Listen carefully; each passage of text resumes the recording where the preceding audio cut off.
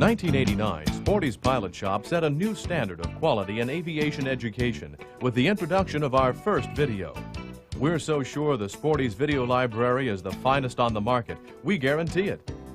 In the next few minutes, you'll be seeing exciting previews of several of our series, followed by short clips from the programs themselves. We know you'll agree the Sporty's difference is the real world. Thanks for giving us the opportunity to prove it.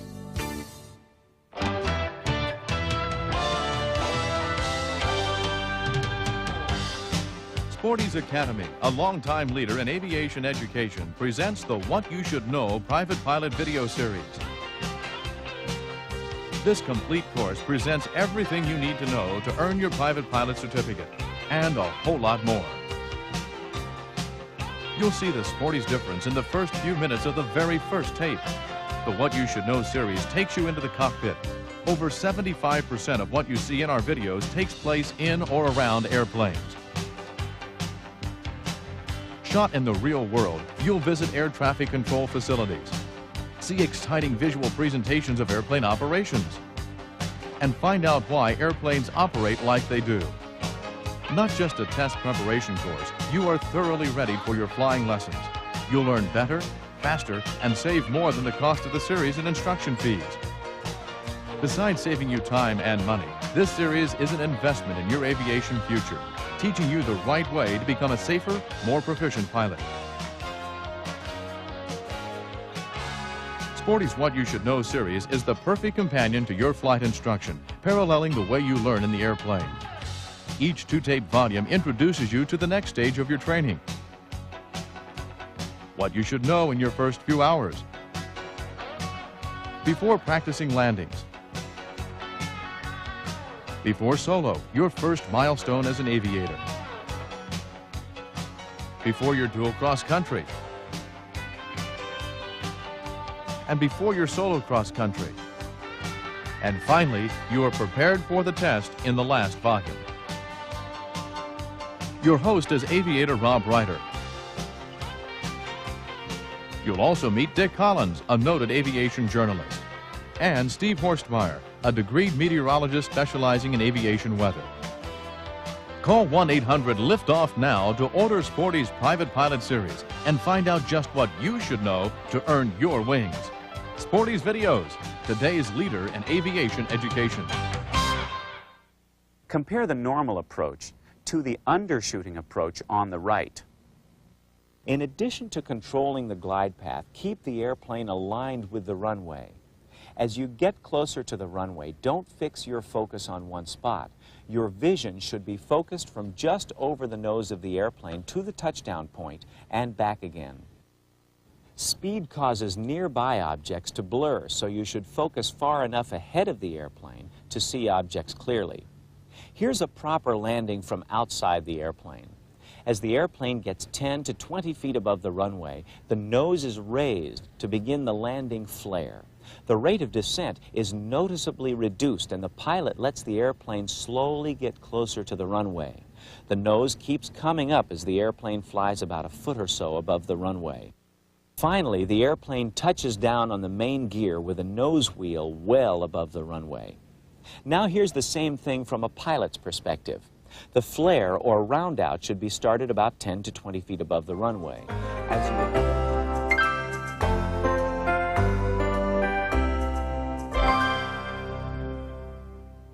When you first try it, instrument flying might not feel quite right to you. Once you do it for a while, though, and become comfortable, things get a lot better. One thing that helps a lot is the effort you put into being smooth on the controls and making gentle corrections. A small altitude or heading adjustment can be done with very slight pressures. And don't rush. And occasionally, just relax your grip on the control wheel a little bit and lift your feet off the rudder pedals to let any tension strain out. It's easier that way. Some pilots in trying times get so tense on the rudder pedals that later, after they land, their legs feel like rubber when they try to walk on them. Best avoid this if you can. Rob told you that the instrument flying part of your private training was for emergency use only. That it is, and the relationship between pilots and weather is really serious business. Push the throttle in or forward for more manifold pressure and more power. When the engine is at rest on the ground, the manifold pressure gauge should read the ambient pressure. When the engine is operating, it's an indication of the absolute pressure of the fuel and air mixture in the intake system of the airplane, or the manifold pressure. At full throttle, it'll be slightly lower than the outside atmospheric pressure. As atmospheric pressure decreases as you climb, less manifold pressure is available unless the airplane is equipped with a turbocharger, which we'll talk about in a few minutes. You'll find on the pre-takeoff checklist instructions on how to cycle the prop to make sure everything is working properly. Generally, you'll run the engine up to a specified RPM, pull the prop control aft, and look for a decrease in RPM as the prop control is brought aft, and an increase when it's pushed back in. An instrument rating is a major advance in your flying abilities. Make sure you're doing it right by adding Sporty's What You Should Know instrument rating course to your video library.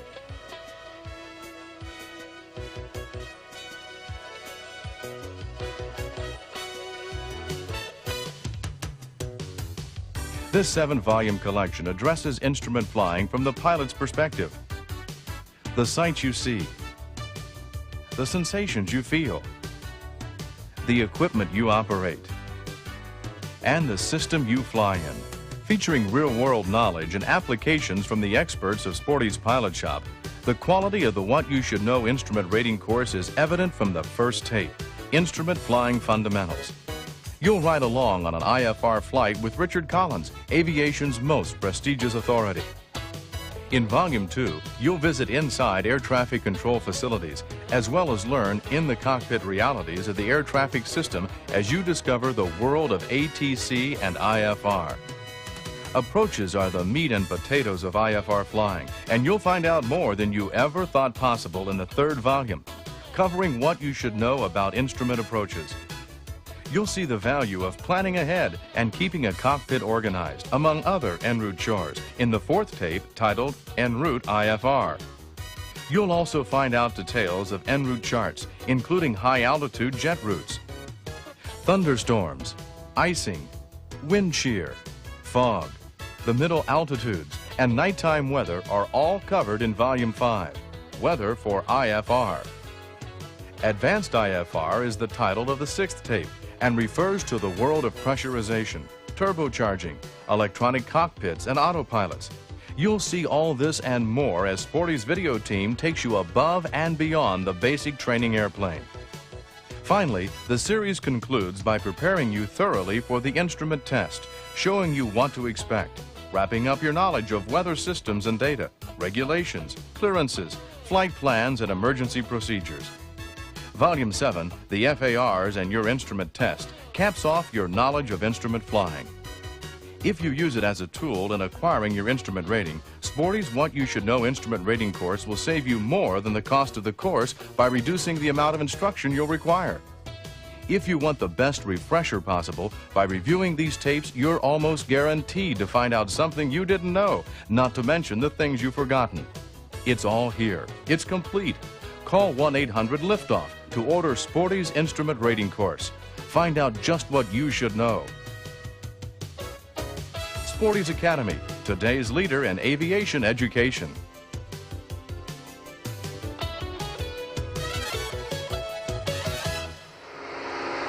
And we'll lift off. And the landing gear is coming up now.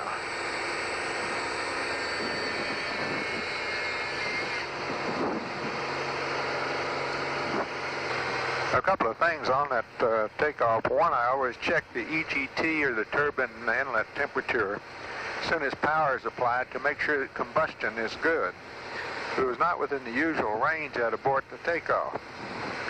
The other thing is that the entry into instrument conditions is a challenging time. Lots of sensations in here, and you need to really hunker down and concentrate on the basics of instrument flying. Departure 40 RC is off of Claremont County, and we're climbing to 3,000, heading at 220. Centurion 40 Romeo Charlie, Cincinnati departure, radar contact. Turn right, heading 330, vector for your climb. Climb and maintain 4,000. That's right to 330 and up to 4,000, 40 RC.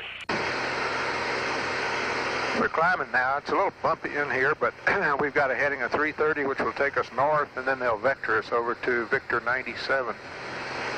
We're cleared up to 4,000 feet. It looks a little brighter outside now. Still some bumps and some showers on the radar. We haven't had ground contact since right after takeoff. On a circling approach, you are expected to maneuver by the shortest path to the base or downwind leg. There is no restriction against flying over the airport or other runways. If the ceiling permits, fly over the airport to observe the wind direction indicators and look for other traffic. If a landing cannot be made, a missed approach must start at the missed approach point. On a circling approach, the charted approach procedure is flown until the airport or runway is in sight. One of the ground rules for a circling approach is that the pilot must maintain visual contact with the airport during the circling maneuver. Published circling minimums provide obstacle clearance as long as the airplane remains within the appropriate circling area. Circling MDAs may be less than 400 feet and as high as 1,000 or more feet above the airport elevation. Circling an airport at an altitude of less than 400 feet AGL in a slow airplane in marginal weather conditions while concentrating on keeping the airport in sight can present a lot of problems.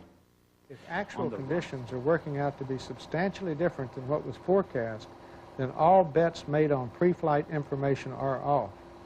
This is a time when, if you can't figure it out with new information gathered in flight, and you aren't quite sure what is going on, perhaps it is best to go to the nearest suitable airport, land, and start a new information gathering campaign. A time when reading the signs is most important is early in the day. The information we get then is not as complete because a lot of stations don't report overnight. Also, if you're making a morning departure in the Central or Eastern time zone, the forecast issued at 9:40Z is what you will fly with. For a 1300 or 1400Z takeoff, the information used in developing that product is pretty dated. If you fly out west, the morning forecast is also issued at 9:40Z, which means you will have a very old forecast unless you wait for the next one, issued at 1540Z for the Mountain and Pacific time zones. What all this means is to get as much information as possible for an early morning departure, but be suspicious of everything.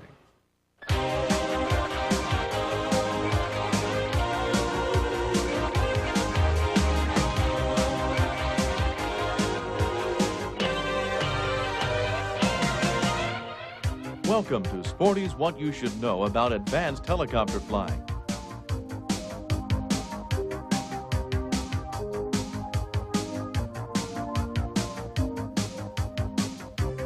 Coming up, you'll get an in-depth look at rotary wing flight, going beyond the helicopter rating, and including information helpful in passing the commercial rotorcraft written test.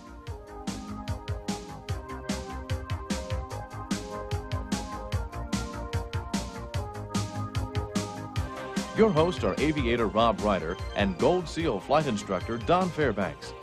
Rob is featured on many other Sporty's videos, including the What You Should Know Private Pilot and Instrument series.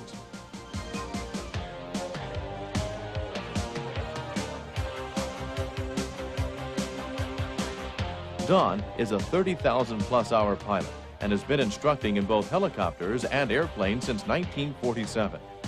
An FAA-designated pilot examiner, Don runs Cardinal Air Training in Cincinnati, Ohio, and is co-host with Rob on Sporty's first helicopter video, So You Want to Fly Helicopters. Now let's join Rob and Don for a look at what you should know about advanced helicopter flying.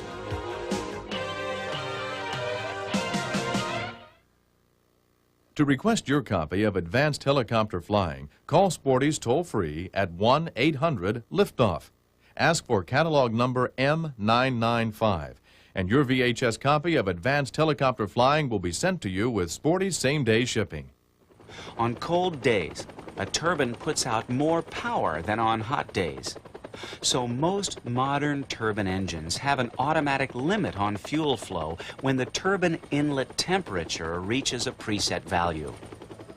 Simplicity of engine management in a turbine-powered helicopter is made possible by its automatic fuel governors. The transitioning helicopter pilot will immediately note this reduction in cockpit workload. Why govern power? Well, rotor systems and transmissions can only handle so much torque. If your helicopter has a torque gauge, 100% is actually a transmission limit. There are a couple of terms that are used in reference to both turbines and reciprocating engines. Let's begin with hot starts.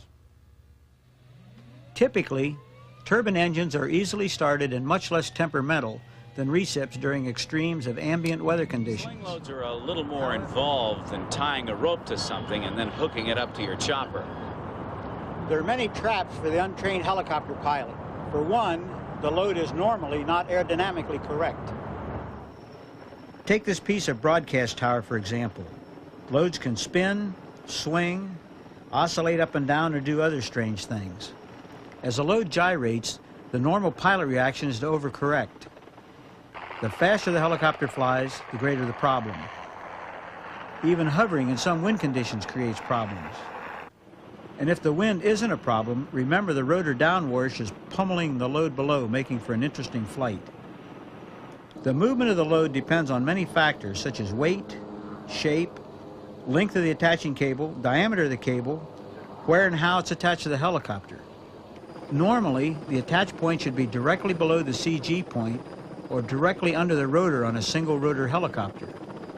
Generally, a greater load can be carried on a sling than can be carried internally because all of the weight is on the center of gravity.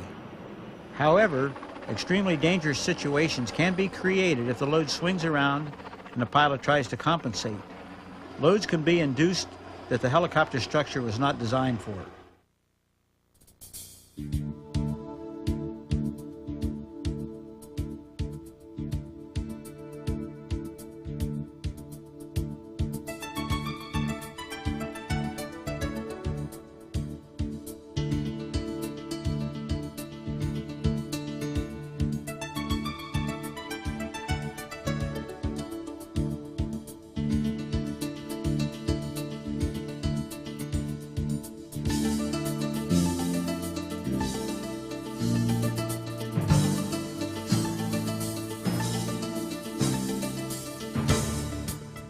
Weather is one of the most important elements of pilot knowledge. Sporty's weather video series provide much more than just the basics. They're so real, the time you spend watching them should be loggable. There's one video for each season, and in each you'll come to understand the forces that combine to create the conditions distinctive to each season. You'll ride along in the cockpit for detailed explanations of the weather systems as you fly through them, noting the effect on the airplane, said to be the world's best weather sensor. You'll compare the actual weather to the weather synopsis and the weather briefing, and learn many valuable real-world lessons for dealing with the atmospheric culprits that can make a flight less than pleasant. Your host and guide on this meteorological odyssey is Richard Collins, noted aviation writer and author of such authoritative books as Flying the Weather Map and Mastering the Systems. You'll meet Mike Rosing, a commercial pilot, who'll explain the systems, how they form, and how they affect your flying, whether you fly only during a particular season or year-round. The Sporty's Weather Video Series is a valuable addition to your aviation library. Call Sporty's at 1-800-LIFTOFF and order your copies of Sporty's action-packed Weather Video Series. Videos so real, they should be loggable. When you have de-ice boots, you don't get to use them often.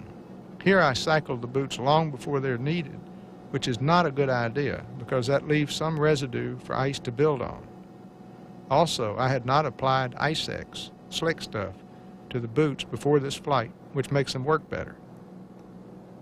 Not too much time was being spent in clouds on this flight, but when in clouds, there was ice in there. Another boot cycle helped some, and for some reason the left wing stayed messed up a bit more than the right. Because we kept flying into between layers conditions, and because there was no perceptible deterioration of airspeed, I hadn't been concerned over not being able to get a higher altitude. Because the ice looked rough on the leading edge, though, I persisted and got 9,000 feet. This did a lot of good, but because I was flying toward the lee of one of the Great Lakes, I felt like the tops might go even higher. Just a moment in those clouds put some more ice on the wings, and the boot cycle was pretty ineffective. The left wing looked especially messed up. The temperature was -10 at 9,000.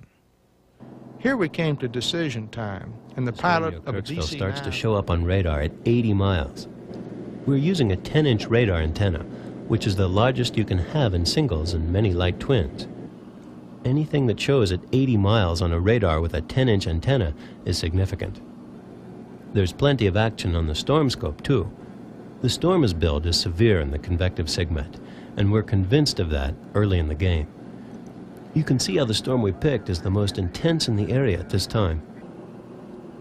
The radar picture is beginning to become clearer now, with some red return signifying heavy rain. Generally, with a 10-inch antenna, the picture doesn't become true until you're about 40 miles from the storm. Even if you had no weather avoidance gear, the dark appearance of the sky ahead and to the left, plus the forecast for storms, would raise warning flags. Still closer now, with an even better look at the storm. It sure looks like a strong one. Getting closer, at 50 miles range, we have a good radar picture as well as visual picture. Underneath that anvil would not be a good place to be.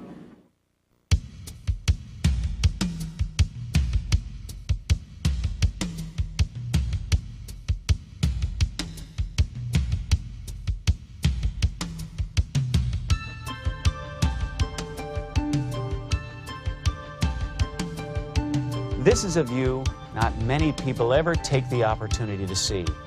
The inside of a control tower, but you'll get a look inside towers as well as all the other ATC facilities as you join me and co-host Richard Collins for What You Should Know About Air Traffic Control. You'll get a front row seat for this controller's eye view of the ATC system and many operational tips on using the system more effectively. Call Sporty's at 1-800-LIFTOFF to order your copy of What You Should Know About Air Traffic Control. See for yourself what happens on the ground-based side of the radio, from flight plan to tie-down. DFW does have some thunderstorms west of the airport. The big air traffic picture is handled by the ATC System Command Center in Washington, D.C., commonly called Central Flow. These folks oversee flow control for the entire country. Each of the 20 centers in the lower 48 states also has a traffic management unit. With another hour yet to go before the northbound stuff starts, I think we're going to be okay.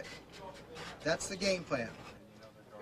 For the most part, flow control is directed to scheduled air traffic, but can and does impact non-scheduled flights. Anything which causes a reduction of movements at the busiest airports causes lengthy holding delays, diversions to other airports, and potential fuel emergencies. Flow control makes decisions based on weather and any other circumstances affecting traffic flow. Because time on any frequency is a finite resource, brevity is important. That doesn't mean you should be too brief, as in acknowledging an instruction or a clearance with a fast Roger. Just know what you're going to say in advance and then get it said. Frequencies are not to be used for other business, but occasionally, when times are slack, pilots will do so. When asking about something like the score of a ball game, remember the words used are outside the vocabulary and are not likely to be understood the first time. I was flying along one day, the playoffs were on, and it took the controller 3 times to understand that what a pilot wanted was not a higher or lower altitude or deviation. What he wanted was the score of the Redskins game. We were talking about emergencies a while ago. This is a specific place where we get away from the usual words about altitudes, headings, airways, and frequencies. It is a critical place to use communication skills well so the controller will know what is wrong and what you want. Say, for example, this pilot just discovered smoke in the cockpit. He has 2 things to do. 1, run the smoke in. I hope you enjoyed this sample of Sporty's Academy's video wares. We had a lot of fun making these videos, and there's an awful lot of realism in them. We flew all over the country for the weather series, for example, taking footage of what it really looks like to fly through cold fronts and warm fronts, and what the radar looks like, and what the storm scope looks like, and what ice looks like. And we actually went and found and flew through some lake effect icing to show you what that looks like. We went from Las Vegas, Nevada, to Seattle, to Helena, Montana, to Rochester, New York, to Vero Beach, Florida, to give you a good geographical representation of weather. We did the same thing for the private series and the instrument and the advanced helicopter and our rain check tape and our other tapes. And we've got tapes on a lot more subjects, which you can find in Sporty's catalog. So anyway, I hope you did enjoy flying along with us. We enjoyed flying, and I hope you'll join us in some of our other tapes. The number to order is 1-800-LIFTOFF. See you there.